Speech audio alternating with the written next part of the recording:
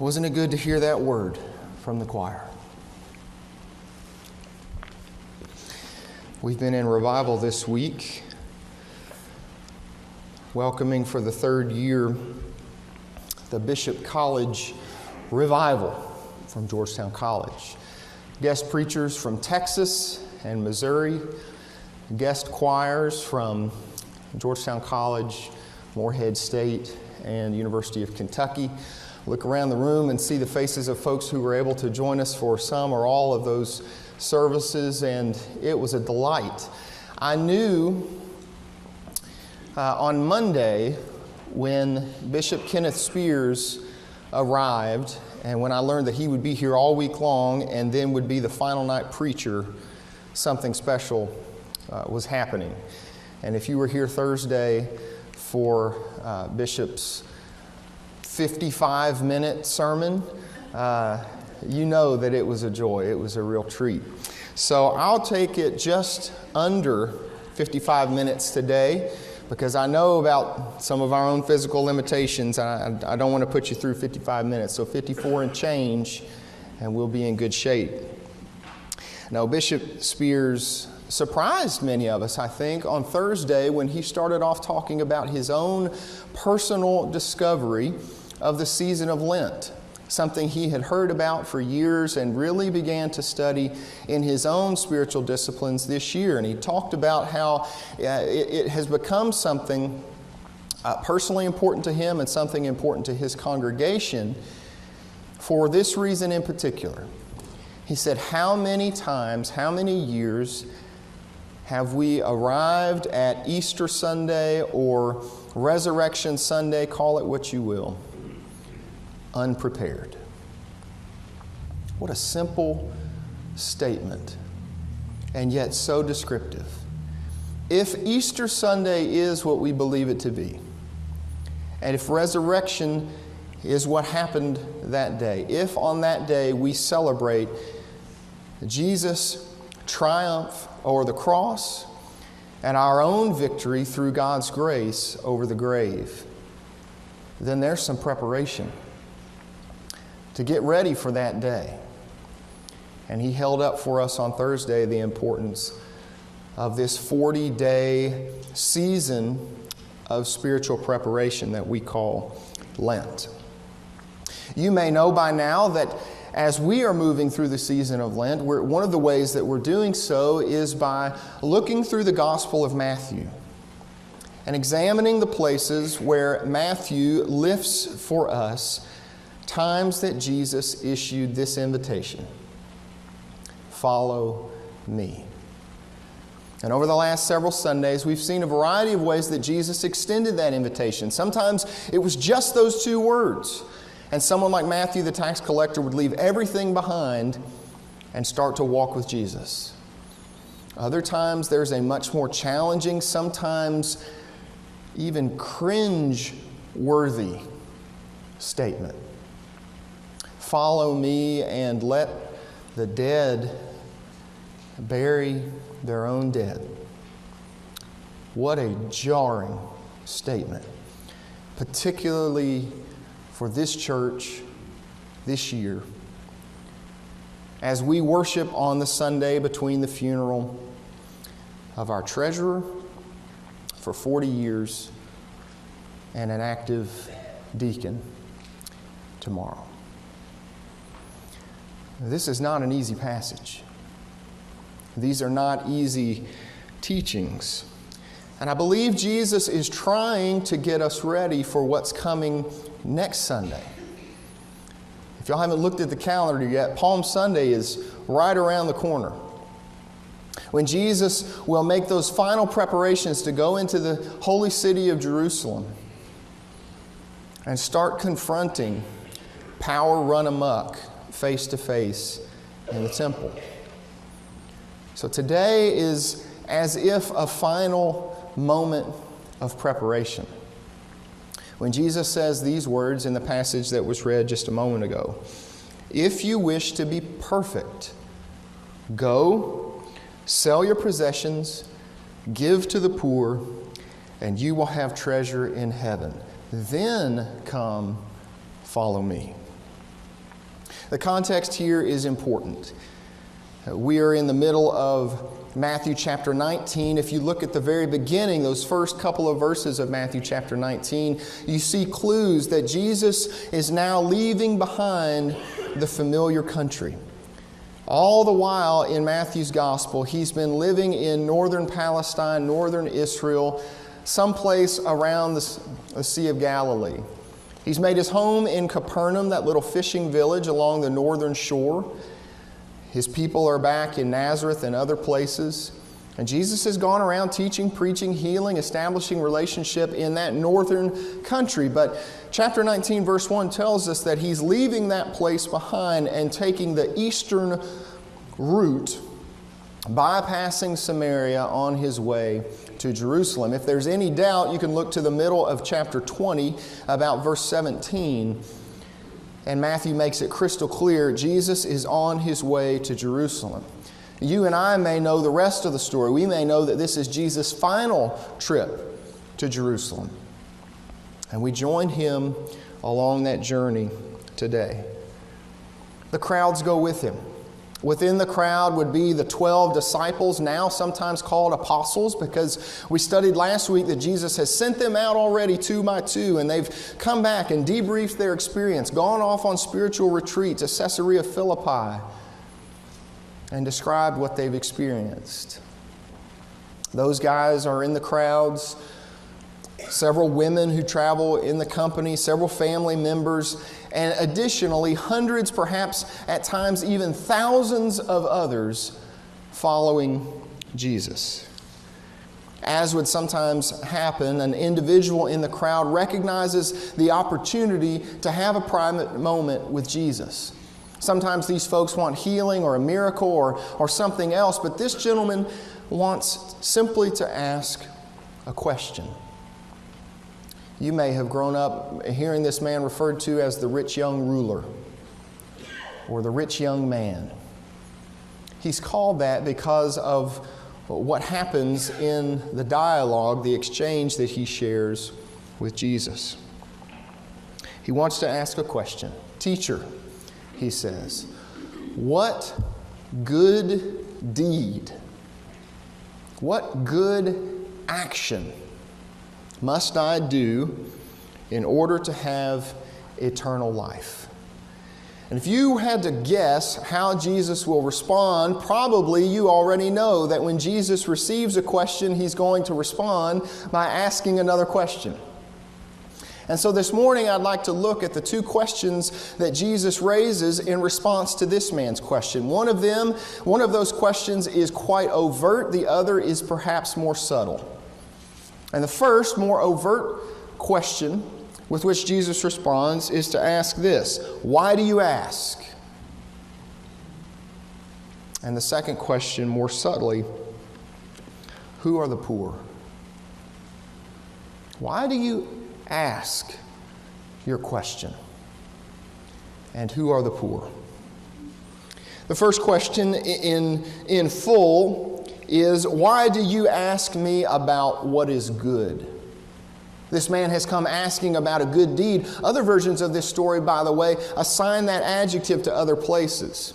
In another version of the story, the man calls Jesus good, and Jesus presses back and asks, why do you call me good? Only one is good. It's as if Jesus is saying, let's get out in the open about this. Let's call a spade, and the only one that is good is the Son of God. And so are you prepared to say that that's who you're dealing with? But Matthew puts that adjective in front of the deed. What good deed, what good action must I do in order to gain heaven? So Jesus is asking a question then about motive. Why do you ask? What are you seeking? What are you doing here? Jesus seems to be asking.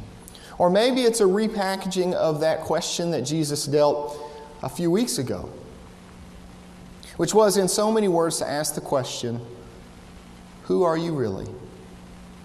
Are you a disciple? Or are you just tagging along? Are you someone who wants to stand on the sideline and be a casual observer?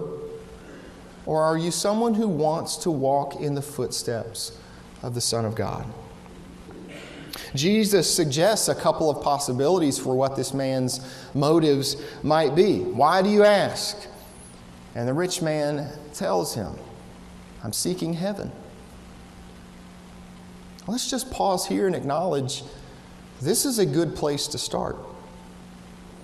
I've never been one to try to coerce.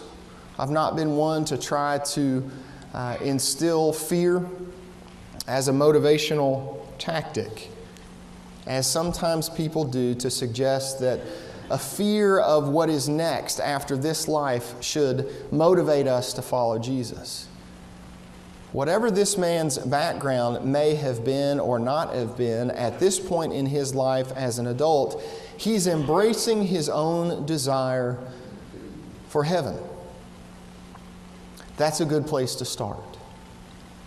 And yet the tragedy of that good starting point, the shadow side of that good first step, is that for so many people who first want heaven, it becomes their only step.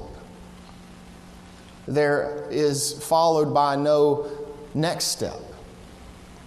And so suddenly people have gone through life with this first step, this desire simply to assure heaven for themselves. Jesus responds, don't you know that only I am good? This good deed that you're seeking, do you ask only for what it is that you want? Or do you ask because there is some sort of openness within you for the things that the only good one, the Son of God, might want for you? Why do you ask? Is it for heaven? Is it for some other purpose?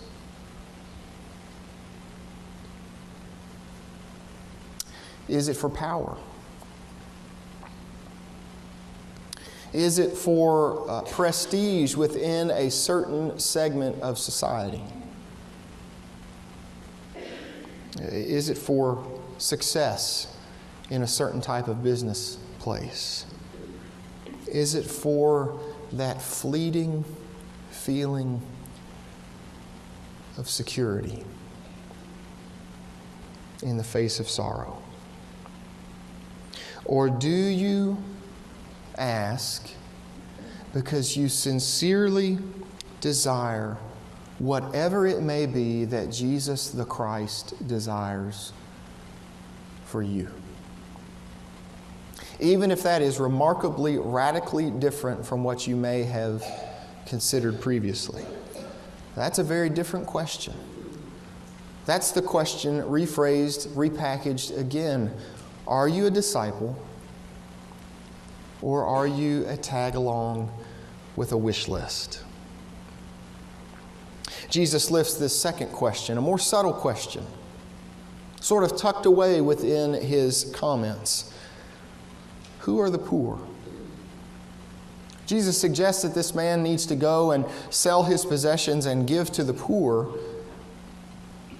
Now, who are they? Jesus hits this man where it hurts me anyway. I assume it hurts him. He goes away grieving, although isn't it interesting to note that we don't know the rest of his story? And through the generations, scholars have tried to surmise who this man may have been. Is he Joseph of Arimathea? Is he Nicodemus unnamed? Is he someone else in the text? For if he goes away grieving, then he has a sense of the value of what he's about to dispose of. And perhaps he'll be back. But Jesus hits the man nevertheless where it hurts me, and that's in my possessions. Jesus says to him in verse 21, if you wish to be perfect, go, sell your possessions, give to the poor, and you will have treasure in heaven, and then come follow me. Now, this doesn't have to be a possession like a billionaire's luxury item. There's another passage in Luke's Gospel that we looked at a few weeks ago where a woman who has but 10 special coins loses an entire day, and the value put in those working hours that she spends looking for the coin far outweigh the value of the coin itself. It doesn't have to be a billionaire's luxury item. The possessions that we hold in such high esteem that when I think I'm expressing interest in following Jesus, I'm really talking about preserving my own possessions. Electronic gadgets, family heirlooms, my home, my lawn. It is spring. We all have such things in our lives. The obsession that I carry with my weekly trip out to the big box store for home improvement. Who are the poor? And what are the possessions in question? Certainly we can all imagine those who are financially poor. Whatever image comes to mind when you think of those who are poor, certainly there are those who are financially less fortunate. But as Jesus looked around the crowd that day, could you imagine in your mind's eye who he might have seen? The poor among them.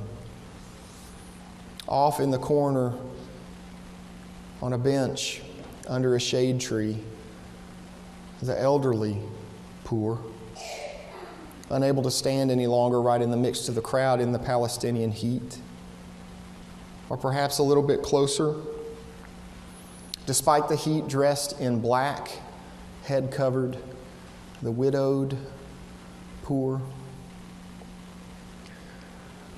Or just arriving now, taking off gloves and using them to wipe away the dirt, trying to find a little bit of water to cleanse the muck off their hands, the working poor, the underemployed poor who, like in the parable of the vineyard, only got a couple of hours of work that day, not enough to feed a family. Or those who make a living in the dirt, who've been there all day because there was too much rain, or a winter too long, or not enough rain, and they're now the agrarian poor. Those around whom there is a persistent perimeter. Nobody wants to get too close to the mentally ill poor, or the one on a cane with a bandage or a head covering, concealing the wound of a veteran poor. Those guys were there too. Who are the poor that we would help? What about the spiritually poor? Those for whom the synagogue has always been a place of exclusion. Or the relationally poor, those who are truly isolated. Two questions Jesus raises. Why do you ask? What are your motives? And who are the poor? At the intersection of those two questions is the place that Lent is all about. A place of stripping away my motives and my definitions and replacing them with the desires of Jesus the Christ. A peeling away of my defensiveness about my possessions and replacing it with the compassion of Christ for the poor, whoever they may be, whatever type of poverty they may be experiencing. That lack of fulfillment in my life that leads me to press through the crowd and go to where I can have a moment of conversation with Jesus, it comes from my own motives, my own misplaced motives.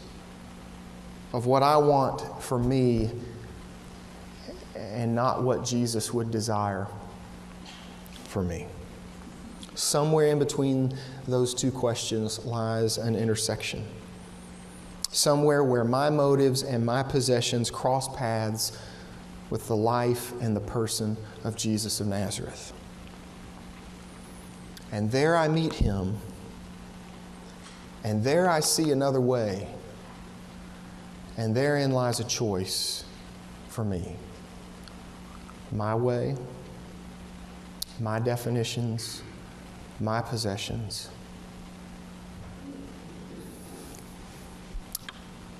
or his way.